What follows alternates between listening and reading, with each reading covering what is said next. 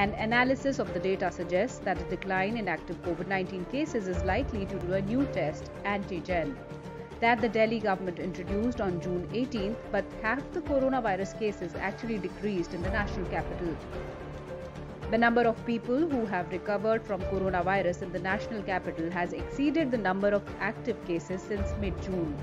An analysis of data of COVID-19 test results on the Delhi government's website shows.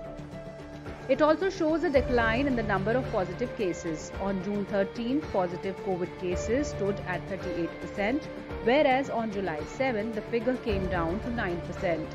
The Delhi government has also claimed that the cases of infection have come down and that the worst might be over.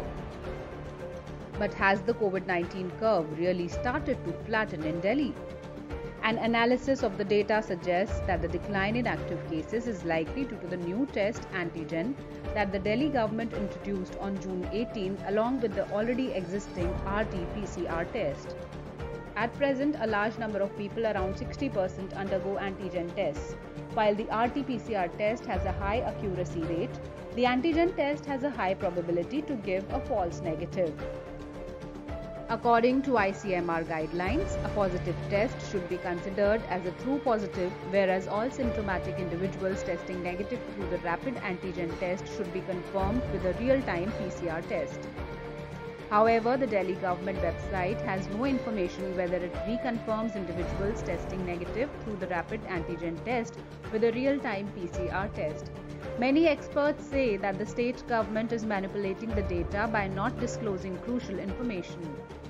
I don't think there is any letdown in COVID-19 cases. If the government is so confident, why doesn't it put this crucial information in public domain?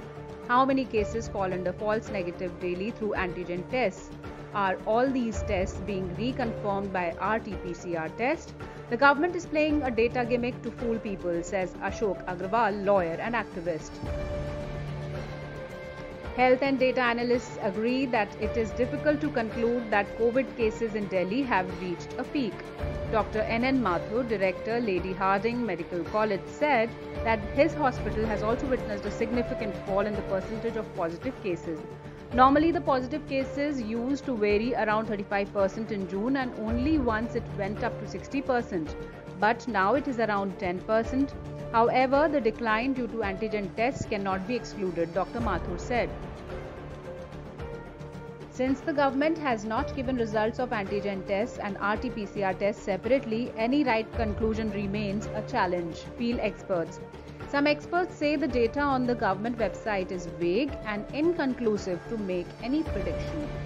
If the government will increase the antigen test and decrease the RT-PCR test, the result of that particular day will vary from any other day when the share of RT-PCR test is more than antigen test.